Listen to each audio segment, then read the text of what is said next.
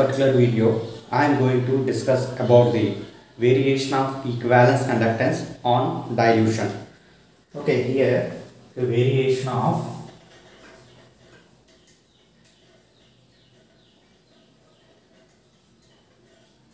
equivalence conductance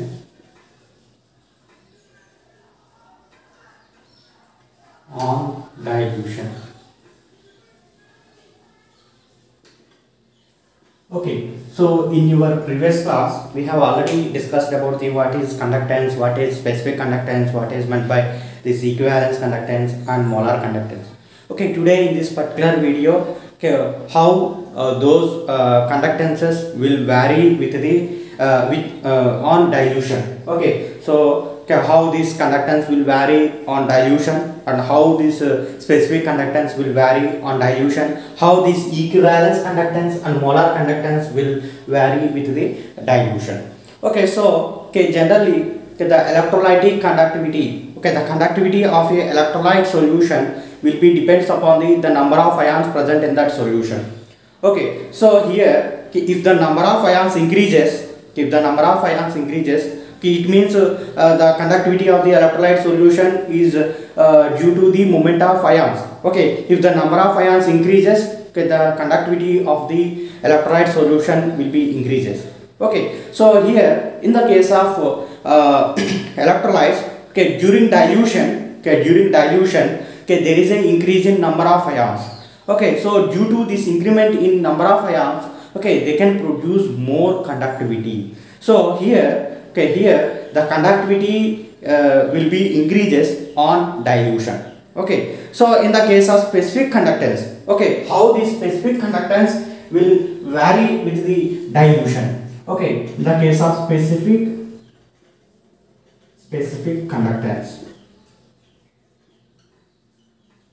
Okay, specific conductance is a conductance offered by the all the ions present in the unit area. Okay, see here the specific conductance of a electrolyte solution is nothing but it is a conductance offered by the 1 ml electrolyte solution. Okay, it means the conductance offered by the 1 unit area. Okay, so here suppose if you take electrolyte solution,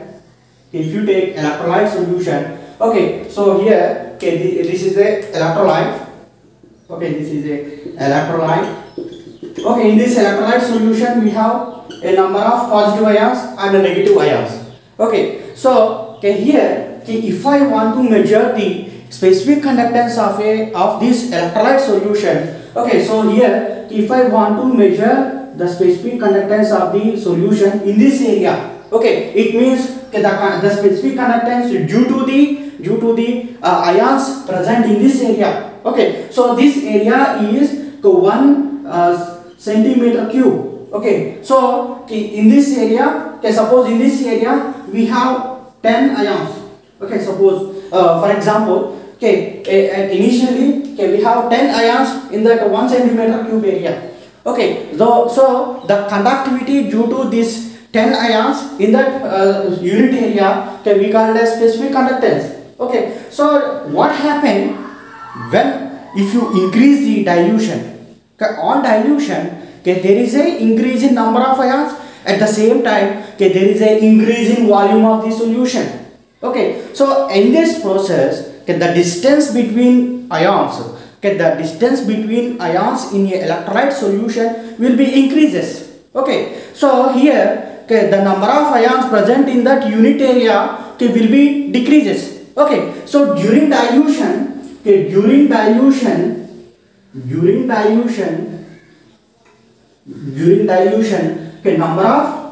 number of ions present in this area decreases. Okay, number of ions present in this area will be decreases. Okay, so it means it becomes only 7 ions.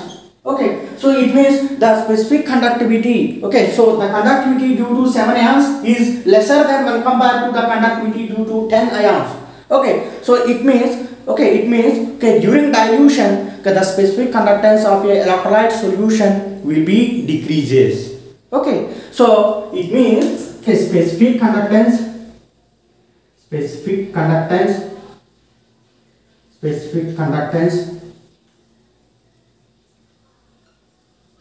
okay, decreases, decreases on dilution. Okay, so because here the number of ions present in that unit area will be decreases. Okay, so next one is equivalence conductance. Okay, next we have equivalence conductance. How this equivalence conductance will vary in the case on dilution. So next we have equivalence conductance.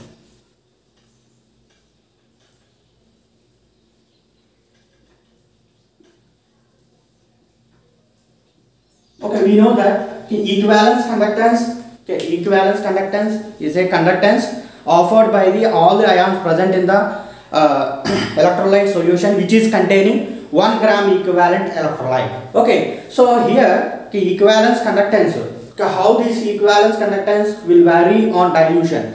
If you increase the dilution, the dissociation of the electrolyte will be increases. So in that case, during dilution, the equivalence conductance of a electrolyte solution also increases. Okay, so here what happened in the case of strong electrolytes and what happened in the case of weak electrolytes. Okay, in the case of strong electrolytes, okay, so here if you consider strong electrolytes,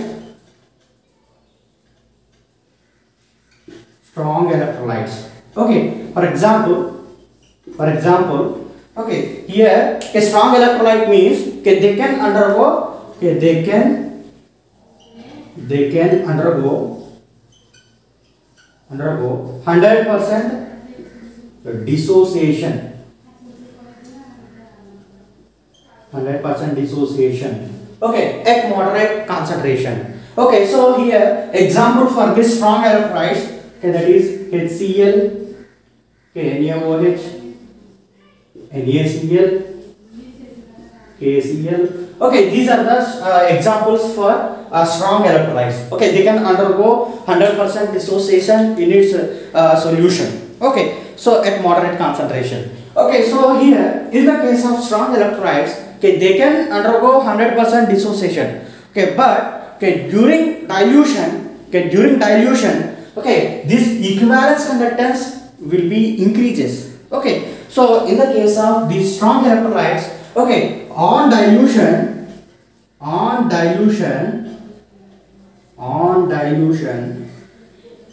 okay, the equivalence conductance, that is lambda V, also increases. Okay, so if you draw the graph between equivalence conductance and the concentration of the strong electrolyte solution, okay, so this is the graph, okay, which is plotted equivalence conductance versus concentration. Okay, here, okay, this graph will be look like a, okay, at higher concentration, okay, there is a lower lambda V. Okay, so on increasing dilution there is a decrease in concentration. Okay, so here at the same time there will be an increase in lambda. Okay, that is equivalence conductance. Okay, at certain point it will reaches the constant value. Okay, it can reaches the constant value. Okay, so this is the constant value. Okay, so after this one, okay, there is no change in equivalence conductance. After this one, okay, if you increase further dilution, okay, there is no increment in the equivalence conductance. So okay, that dilution point, okay, that point we call it as, okay, equivalence conductance at infinite dilution. Okay, that can be denoted as lambda infinity. Okay, so okay, here, okay, this equivalence conductance on dilution it increases. Okay, lambda V increases. Okay, at the same time it can reach constant value. Okay, so the equivalence conductance at that particular dilution, okay, so So it means that at this point, okay, so here, okay, this is the point where the equivalence conductance will reaches the constant value. Okay, so that point we call it as, okay, equivalence conductance at infinite dilution. Okay, so this is how these strong electrolytes will produce equivalence conductance on dilution. Okay, so what about in the case of weak electrolyte? Okay, in the case of weak electrolyte, so here if you consider weak electrolyte,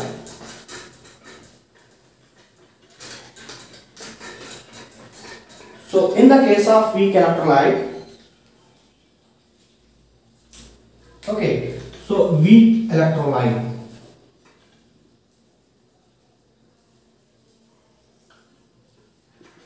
okay, in the case of weak electrolyte, okay, they cannot, okay, they cannot undergo 100% dissociation, 100% dissociation in its solution. Okay, so the example for this weak electrolytes, the example for this weak electrolytes, that is acetic acid and ammonium hydroxide. Okay, these are the examples for weak electrolytes. Okay, they cannot undergo complete dissociation. Okay, they cannot undergo 100% dissociation in its solution at moderate concentration. Okay, so on increasing dilution, okay, on dilution, okay,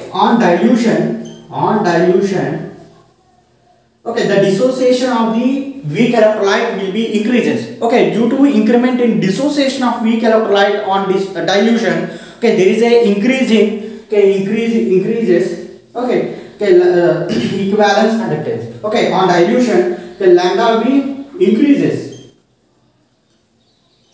But here, in the case of weak electrolytes, okay, this lambda V does not reach any kind of constant value.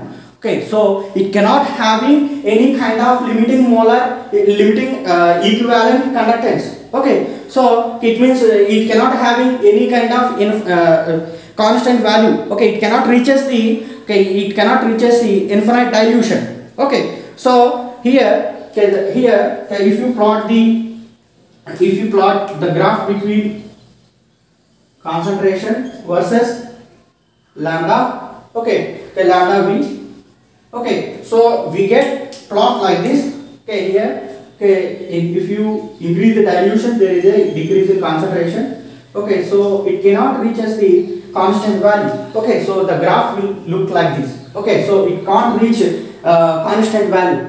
Okay, so okay, this is the variation of equivalence conductance on dilution in the case of weak electrolytes. Okay, so how this how in the case of molar conductance, okay, how this molar conductance will change on dilution. Okay, so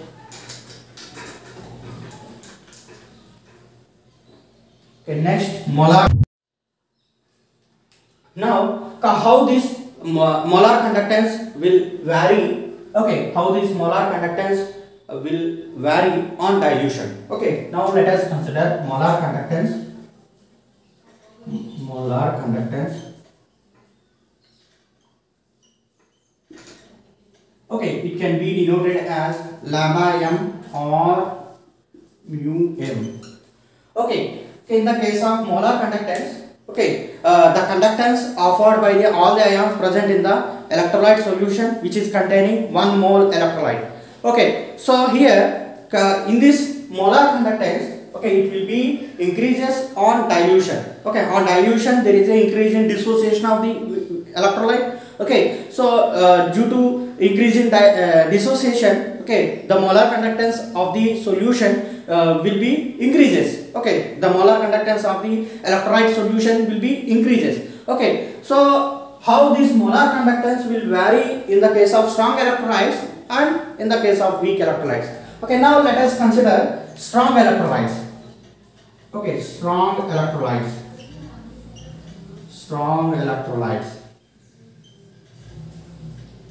Okay, in the case of strong electrolytes, okay, in the case of strong electrolytes, okay, on dilution, okay, this molar conductance, that is mu m or lambda m, okay, will be increases. Okay, so okay, this molar conductance on dilution, in the case of strong electrolytes, on dilution it will be increases. Okay, so on increasing dilution, okay, there will be a increase in molar conductance of the strong electrolytes. Okay, but here in the case of strong electrolytes, okay, this molar conductance will tend to reach the some limiting value. Okay, so at that limiting value, the concentration of the solution reaches, okay, zero concentration. Okay, so okay, it tend to reach, okay,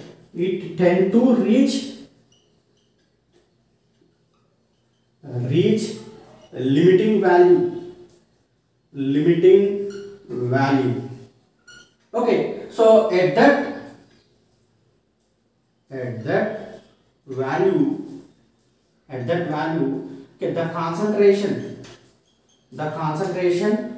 of electrolyte solution will becomes zero. Okay, so that's why, okay, the molar conductance at that zero concentration, we call it as, okay, limiting molar conductance,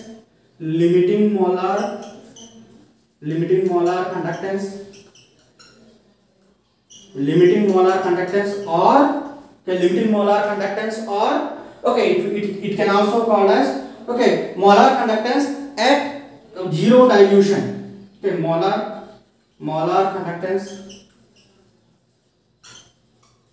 at zero, okay, zero concentration. Okay, so zero concentration of the electrolyte, or molar conductance, okay, zero concentration. Okay, here this is the concentration. Okay, molar conductance at infinite dilution.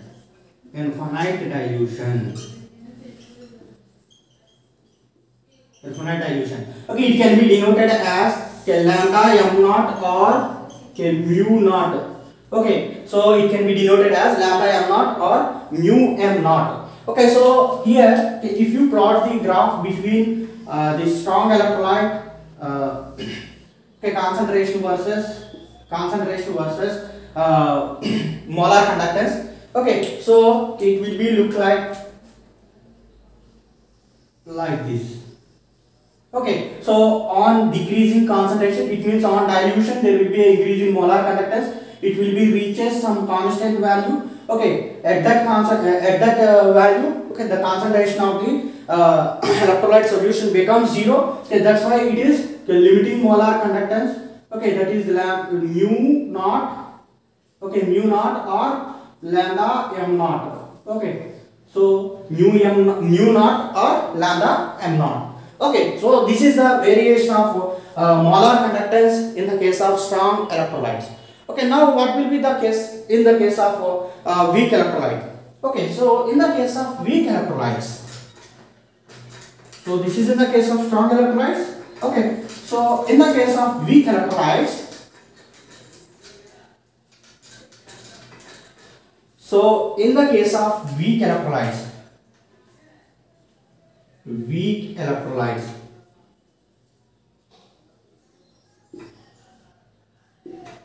okay, in the case of weak electrolytes, okay, the molar conductance on dilution,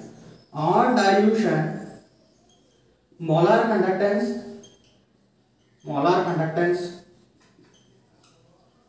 increases. Okay, on dilution, the molar conductance increases. Okay, so okay, here on increasing dilution, the molar conductance of a weak electrolyte will be increases because the dissociation of the weak electrolyte increases on dilution. So here it cannot reaches the, it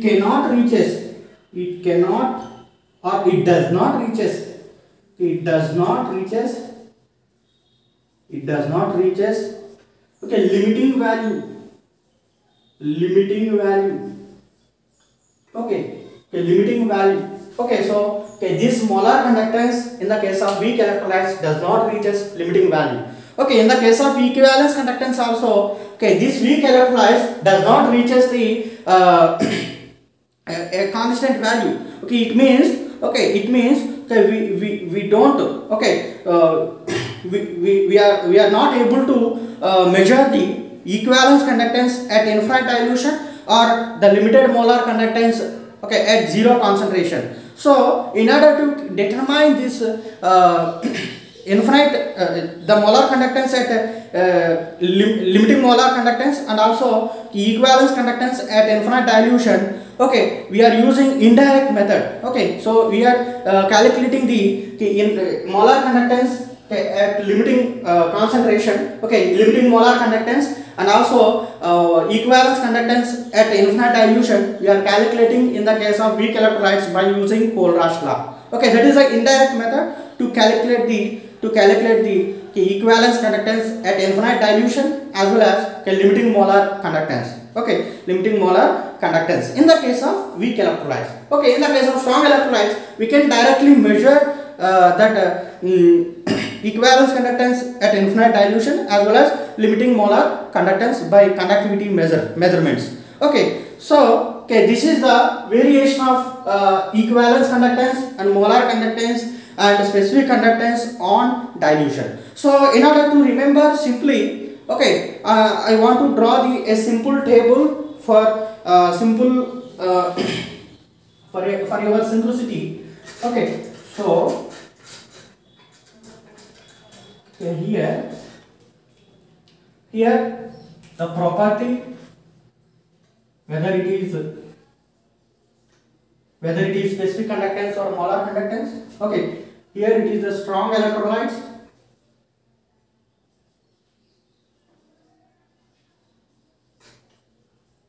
Okay, before going to that, yeah, weak electrolytes.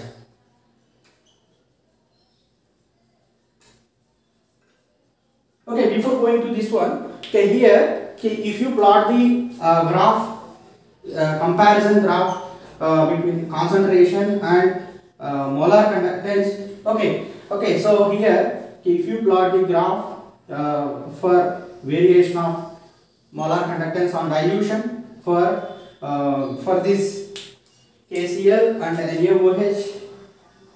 Okay, this is in the case of NaOH, and in the case of this acetic acid.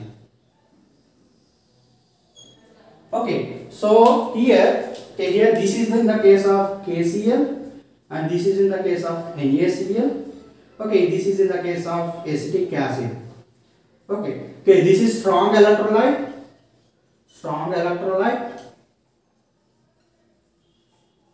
Okay, this is also strong electrolyte. Okay, this is weak electrolyte. Okay, this is weak electrolyte. Acetic acid is a weak electrolyte. So that's why it does not reaching any kind of maximum limiting value. Okay, here in the case of KCl and NaCl, okay, there is a limiting value. Okay, that is a limiting molar conductance. Okay, so this is the variation of molar conductance on dilution in the case of strong electrolytes and weak electrolytes. Okay, now let us see how we can remember easily, okay, these variations, okay, on dilution. Okay, so okay, here, okay, the property of the conductance. Okay, that is, okay, first one is specific conductance. Specific conductance. Okay, in the case of specific conductance, okay, it can be decreases. Okay, on dilution it can be decreases.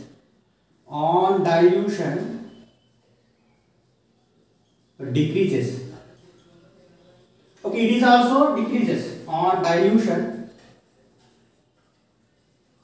decreases. Okay, so okay, in the case of the molar conductance, the molar or equivalence conductance,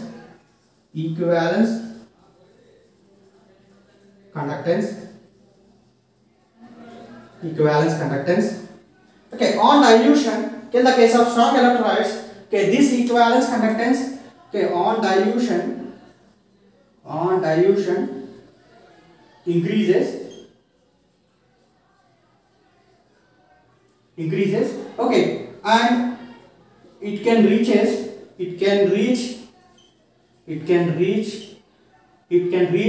constant value. Okay, so okay, that is okay, that is equivalence conductance at infinite dilution. Okay, that is lambda infinity. Okay, so in the case of weak electrolytes, okay, on dilution,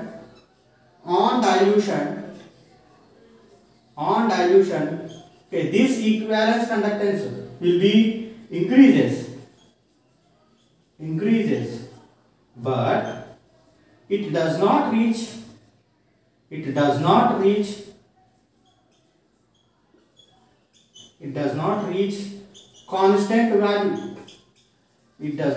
constant value. Okay, so in the case of molar conductance,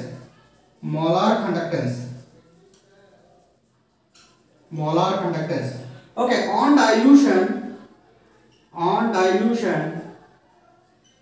okay, on dilution increases,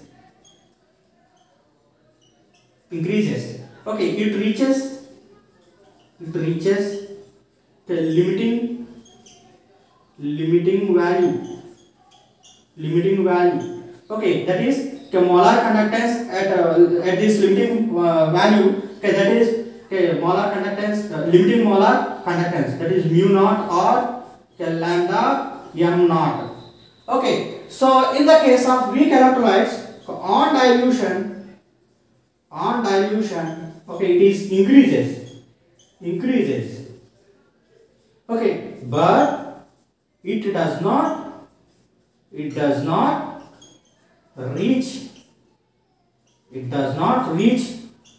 constant value. Okay, limiting value. Okay, it does not reach limiting value.